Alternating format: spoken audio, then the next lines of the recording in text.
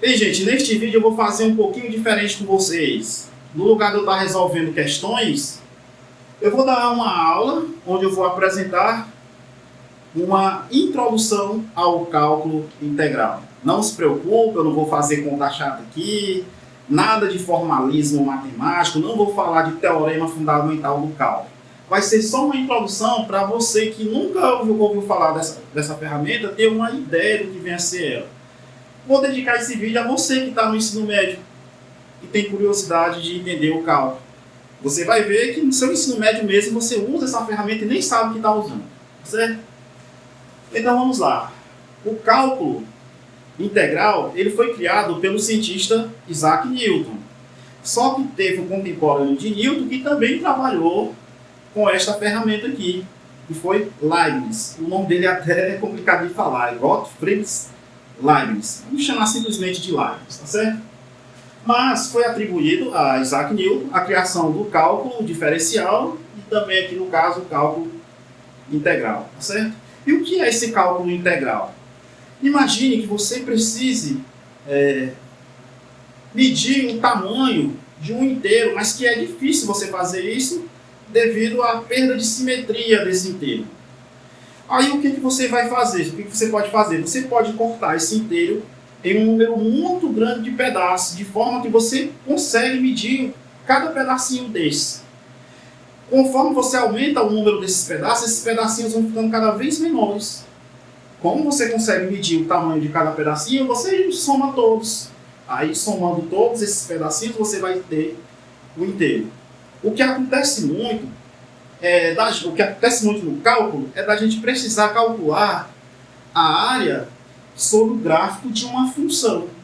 A gente usa esse mesmo raciocínio. Quando eu tenho uma curva que eu conheço, por exemplo, se eu tiver uma área sobre um gráfico que eu conheço, como a área de um retângulo, a área de um trapézio, se a região for um semicírculo, aí eu consigo calcular essa área. Mas quando é uma curva qualquer aqui, em que o cálculo dessa área já não é tão trivial assim, como é que a gente pode fazer? Você vai fatiar essa área em regiões, por exemplo, retangulares, você pode fatiar em regiões retangulares.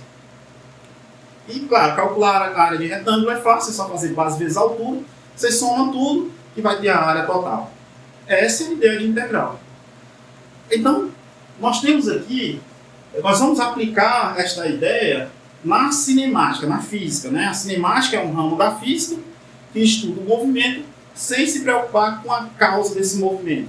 Então nós vamos ter uma aplicação desse cálculo aqui na física, justamente para vocês terem uma ideia do que vem a ser o cálculo integral.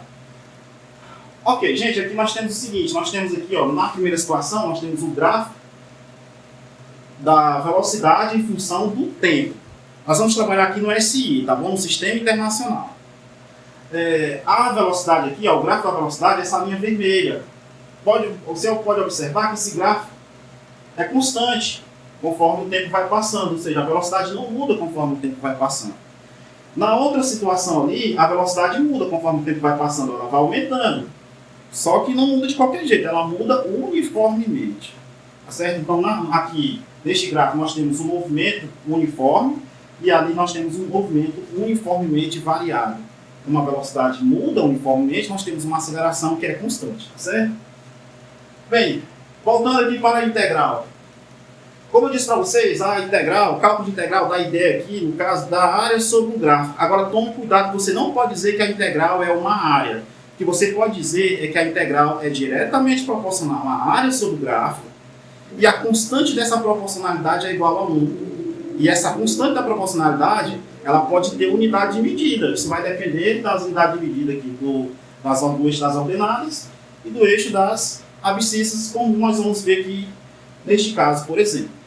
Então vamos lá. Calcular a integral aqui da função velocidade, da velocidade em função do tempo, neste intervalo aqui, é você calcular a área dessa região aqui. Vou falar área entre aspas, tá? É você calcular o valor que é diretamente proporcional a esta área aqui. Neste caso é fácil, porque aqui é um retângulo. A área de um retângulo é igual a...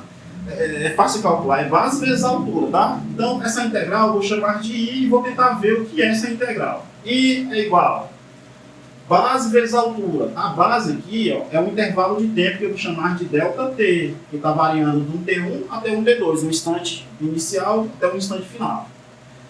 A altura do retângulo é V, tá vendo? Ó? Então vamos lá, fazer aqui rapidinho. Ó.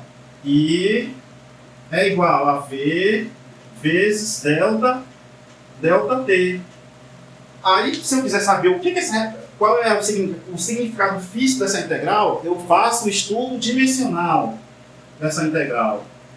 Ou seja, eu estudo qual é a unidade de medida dessa integral aqui. Aí eu tenho que colocar os colchetes assim para dizer que eu vou estudar dimensionalmente ela, tá? A unidade de medida da velocidade está lá, é o metro por segundo. A unidade de medida do tempo é o segundo.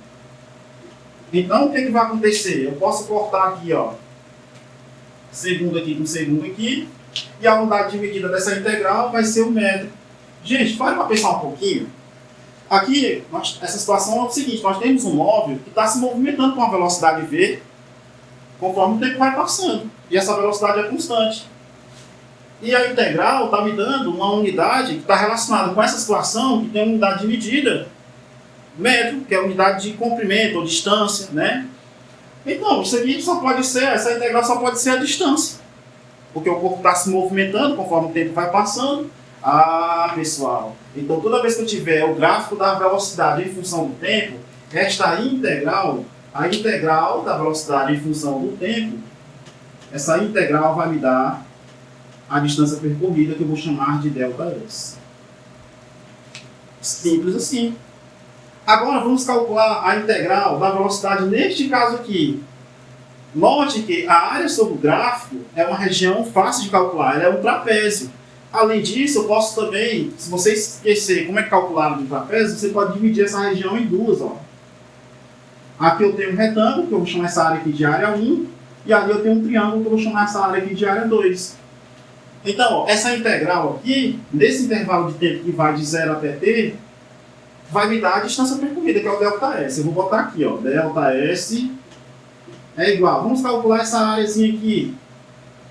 Vai ser base vezes altura, ou seja, vai ser V0 vezes t, mais a área desse triângulo. A área de um triângulo é base vezes altura dividido para 2. A base do triângulo vale t, ó, tá vendo?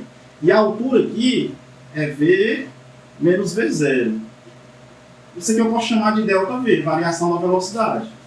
Então aqui vai ficar base vezes altura, vai ficar o quê? Ó? Vai ficar T vezes ΔV dividido para 2. Mas aí, pessoal, tem um detalhe.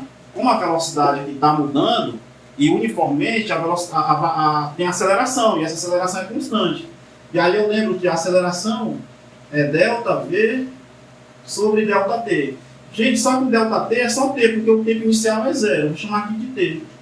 Então, se eu isolar aqui o ΔV, ó, ΔV é A vezes T.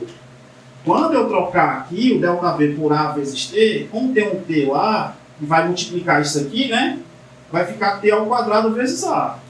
Então, esse ΔS é igual a V0 T mais A vezes T ao quadrado sobre 2. Mas aí, pessoal, ΔS é posição final menos posição inicial. Eu posso reescrever essa equação assim. S é igual a S0 mais V0T mais AT ao quadrado, tudo isso sobre 2, que é a famosa fórmula aí que o pessoal costuma chamar de sorvetão, que é nada mais, nada menos do que a integral da função velocidade em função do tempo do movimento uniformemente variado. Ok?